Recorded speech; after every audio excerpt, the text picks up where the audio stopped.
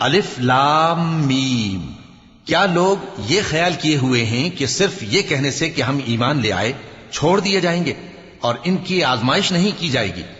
اور جو لوگ ان سے پہلے ہو چکے ہیں ہم نے ان کو بھی آزمایا تھا اور ان کو بھی آزمائیں گے، سو اللہ ان کو ضرور معلوم کرے گا جو اپنے ایمان میں سچے ہیں اور ان کو بھی جو جھوٹے ہیں۔ کیا وہ لوگ جو برے کام کرتے ہیں یہ سمجھے ہوئے ہیں کہ یہ ہمارے قابو سے نکل جائیں گے؟ جو فیصلہ یہ کرتے ہیں برا ہے۔ جو شخص اللہ کی ملاقات کی امید رکھتا ہو تو اللہ کا مقرر کیا ہوا وقت ضرور آنے والا ہے، اور وہ سننے والا ہے، جاننے والا ہے۔ اور جو شخص محنت کرتا ہے تو اپنے ہی فائدے کے لیے محنت کرتا ہے، بے شک اللہ تو سارے جہان سے بے نیاز ہے۔ اور جو لوگ ایمان لائے اور نیک عمل کرتے رہے ہم ان کے گناہوں کو ان سے دور کر دیں گے اور ان کو ان کے اعمال کا بہت اچھا بدلہ دیں گے۔